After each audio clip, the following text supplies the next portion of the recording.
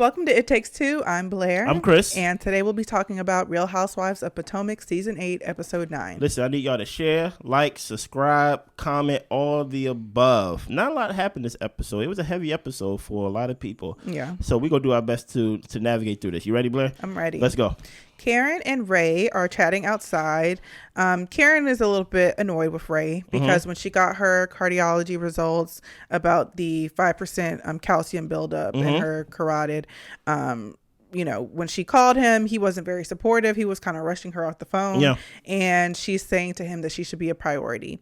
He does end up apologizing, but he tells her, usually, I just wouldn't take the call. He was like, I was in the bathroom. I was running late to something. I was in the middle of something. And she was like, all things stop when I get on the phone. He basically was like, look, the fact that I even answered the phone, I was already rushing and the phone startled me. I answered it. You know what I mean? Listen here. This is just really, little tit for tat, little marriage thing. Yeah. You know what I mean? The wife says she wants this done.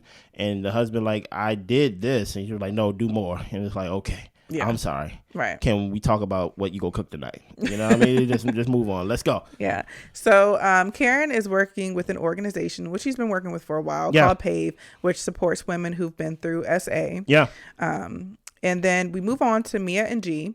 And they're meeting up with Robyn and Juan for a cooking date. Finally, Juan, you need some camera time, my guy. This is your season. Yeah, Juan is still on the job search. Robyn is saying that everything will be okay. Yeah. I don't know if you noticed it, but it sounded when he was on a phone call, because he took a phone call before they walked in, and it sounded like he said, "Hey, babe." Or maybe he said somebody's name. I don't know. But he was basically telling somebody to hurry up and call him back because he really needed whatever job was on the line. Listen here, he's trying to get an assistant coaching job for some school or things like that. And I understand when you ain't working as a man and things like that, you kind of in the dumps. Yeah. You know what I mean? So I get it, but I don't know why Juan thinks that based on how he was dismissed from copping, that there will be a pool of people that will be quick to hire him. He might need a die down period. Yeah. I mean, he may need to start with high school. He may not be on the same collegiate level when from when he left Coppin, and Coppin's not it's not like a D1 school in the first place. Continue. Yeah.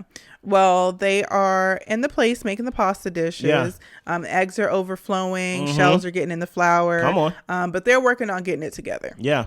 Robyn shares that she is opening up a franchise for Glow 30, which is a facial studio. I'm actually surprised she shared this with us because we seen I think she opened it up in Elegant City. We seen reports of this that she was doing, and we was like, is she going to talk about this? Is she going to talk about her life and things that she's doing outside besides, not talking about it? So I'm actually surprised she actually mentioned this on the show. Yeah. And Juan losing his job, she says, makes her want to diversify their portfolio. Yeah. But then in the same breath, she says that losing his job didn't make her open up the franchise. It just made her think about it, and she just did it. I don't know. Yeah, Robyn, you be lying sometimes. I feel you though. Yeah. Well, the ladies talk about the Austin trip. Mia asked Robyn, how much have you told Juan? And Robyn's like, well, Juan doesn't really get the whole women fighting situation. He's just not into that. So Mia talks about how she told Robyn the story sounded crazy about the Canada girl. Yeah, it sounded a little crazy, she said. And she asked Juan to explain what exactly happened.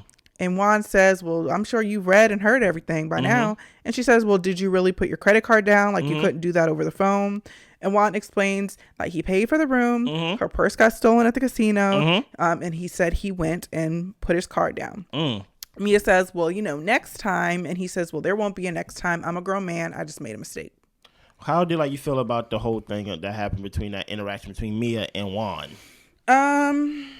I didn't really feel anything about it. I was glad Mia actually spoke to Juan about it. Everybody's been trying to talk to Robyn and get Robyn to express something. Yeah.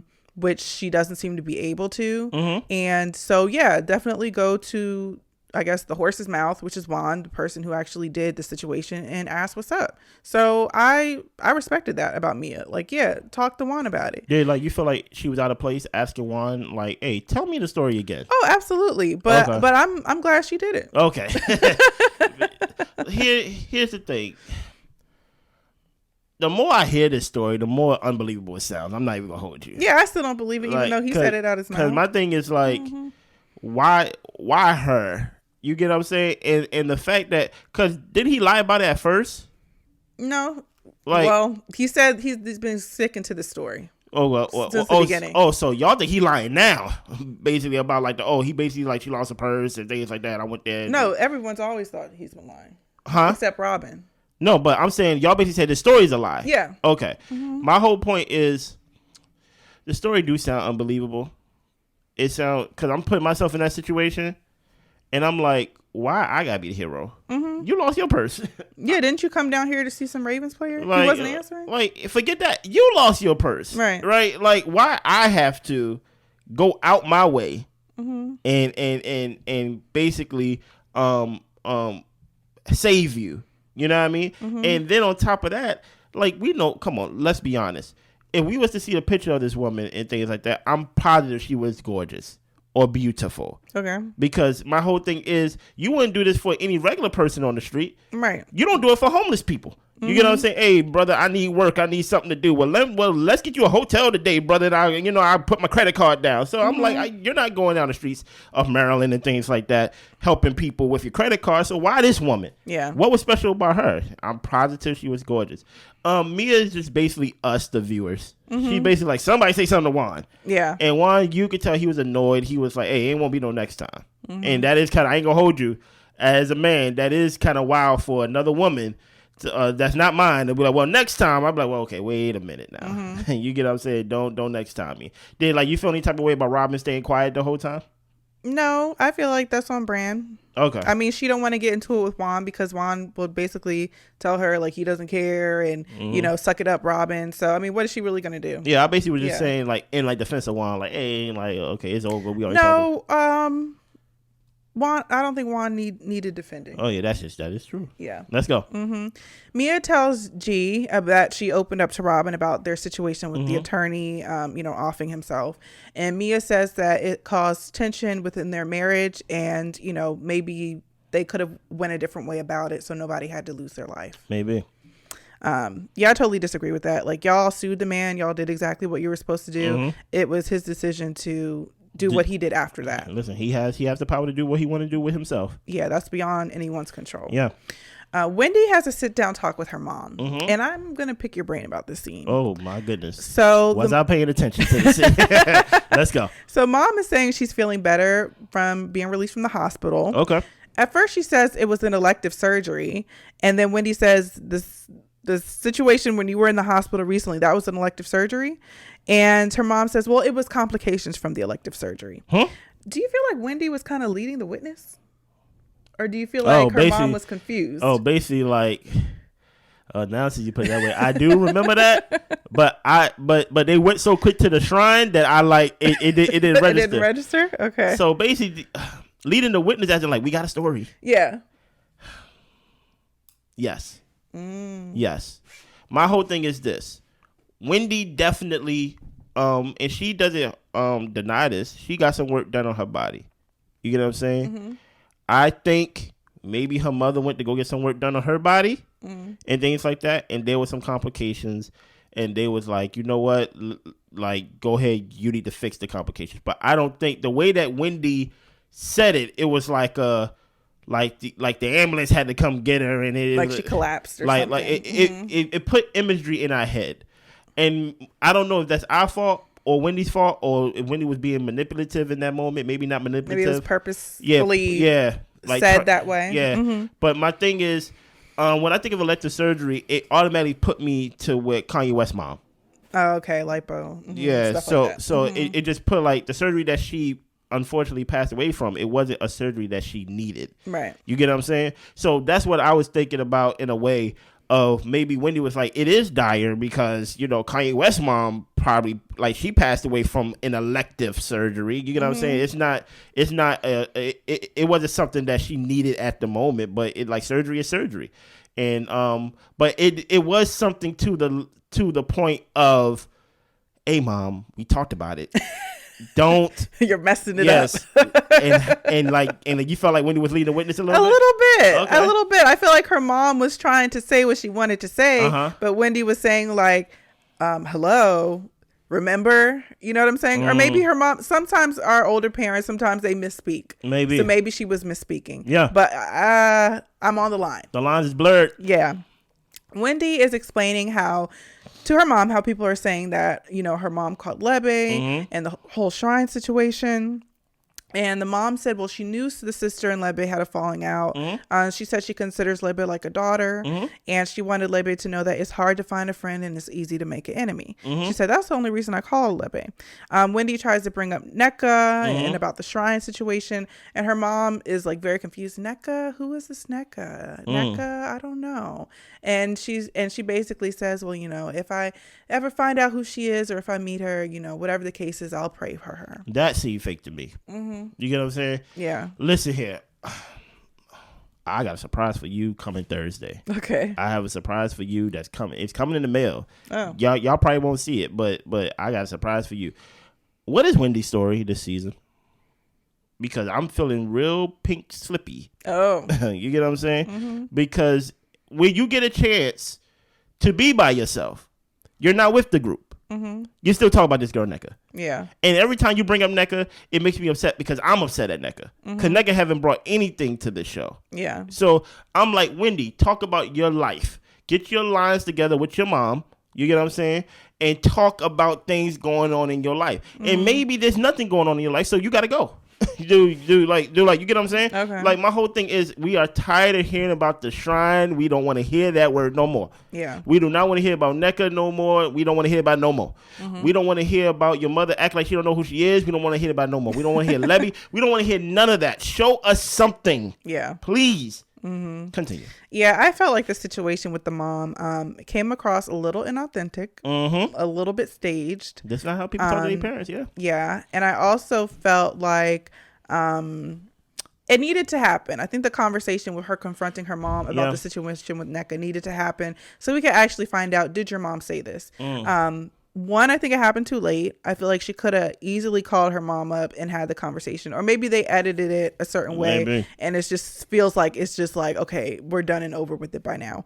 But yeah, I wasn't feeling the scene. I wasn't convinced. I believe the mom said what was said. Because to me, she doesn't seem like a lady who would typically mince words. Yeah, that's facts. That's facts. Continue. Yeah. Next, we see Gizelle taking her daughter Grace to a self-defense class. Yeah. And Grace is getting ready to leave for college, so she wants to just make sure she's prepared. They learn some techniques. After the class, they sit down and chat, and Gizelle says, you know, Grace is the firstborn, and it's going to be tough for her to see her leave. And we actually see Gizelle, looks like she's getting choked up just a little bit. Listen here, man. That was hard. That was hard for her. Gizelle don't want to show no emotion, no weakness. Gizelle seems like the type of person that comes from the whole, like, crying means weakness. Right. You get what I'm saying? So she was trying her best to not shed a tear on this show at all. Right. You know? Yeah. And her mom asked her about, like, you know, are you planning on having a boyfriend? Like, what does that look like? And Grace says she doesn't want to be in a relationship right now. She just wants to have friends and just have a good time. So Gizelle calls her friend, man friend, Jason, and she asked him to come down and see her. And he says, yeah, we'll figure it out. Listen here. I know y'all go disagree with me. My wife might even hit me. Don't hit me. Okay. Gizelle comes off as likable this season. Okay. She hasn't done anything, at least that we've seen, that makes Gizelle basically seem like the typical Gizelle. Okay. All she's been doing is hanging out with her kids and things like that, not engaging with Candiace, kind of being there for Robyn the best way that she knows how, because, you know, Giselle's not this emotional She's an ice queen. Yeah, so it's like there's nothing to this point that we could be like, Gizelle, you are the villain so far. Some people say Gizelle will always be the villain, but so far Gizelle just been like, hey, my kid leaving, I care about my kid. Yeah, that's all so far. Maybe that's disappointing, but we will see. Continue. All right, so we move on. Candiace calls her mom. She's in the car on the way to meet up with Nneka, and she tells her mom that she went to a doctor and she had her first mammogram. During the mammogram, they found 2 lumps, and they told her that it appears like a lymph node, so we're just going to keep an eye on it.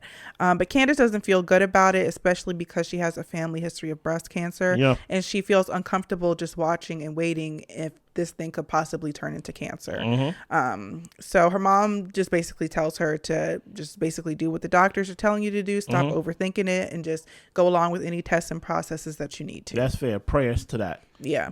So Nneka and Candiace are at the restaurant. Nneka says that it was never her intention to have the conversation with Wendy in front of the group. I don't know if I believe that or not. Not at all. Yeah. I don't know if I believe that. Because Nneka, if you really didn't want to have the conversation, you wouldn't have had the conversation. No one made you have You went to Robyn and had the conversation with Robyn before you even thought to call Wendy or whatever. You could have easily called Wendy since you and Lebe are a mutual link. Yeah. So anyway, Candiace calls Nneka out for using the B word. And then we see a reel of Candiace using the B word.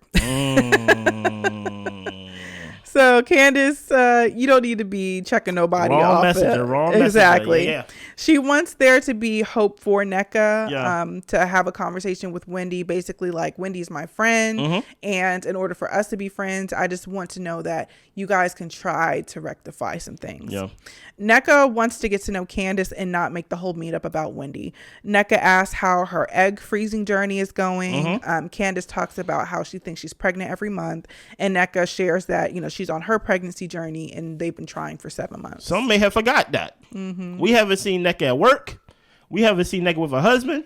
We haven't seen Nneka in no doctor's appointment. We haven't seen Nneka at all talk about herself in any way. I totally forgot that. We've seen all that. No. We only seen it one time. Okay. We only seen it one time, and that's during the introductory process. Okay. But throughout this whole time, all we seen about is her and Wendy and things of that nature, and her and Austin and things like that, and the vacation trip or whatever. We haven't seen nothing personable to Nneka outside of the introductory. My name is Nneka. This is my husband. He's a travel doctor and things of that nature. We're trying to have a baby. I forgot she was trying to have a baby. Oh. I thought she was just trying to fight Wendy every time. You know what I'm saying? How did you feel about the whole Nneka meeting up with Candiace thing? I thought it was cool. I feel like, you know, I think it's good for Candiace to make an effort to be welcoming to any new girls. Yeah. So I didn't feel like she owed Wendy anything necessarily of like trying to be by her side. Because I do feel like her mom said some mess. Yeah, that's facts. So yeah. At the same time, I don't feel like Candiace should have brought Wendy up at all. Facts. Because Wendy said to Candiace, when it comes to you and her, whatever y'all do, don't talk about me. Facts. When they were in Austin. So I feel like Candiace, instead of saying like, hey, y'all got to be good, Candiace, worry about y'all relationship and respect Wendy's wishes of not bringing her up. So that's how I felt about it. Yeah, that's 100. I feel exactly 100% that way. Continue. Yeah. Well, Mia is getting ready for Karen's PAVE event, and she has some unresolved issues with some SA that she has experienced herself. Yeah. And she has some anxiety around going, but she's deciding to push through and go and support.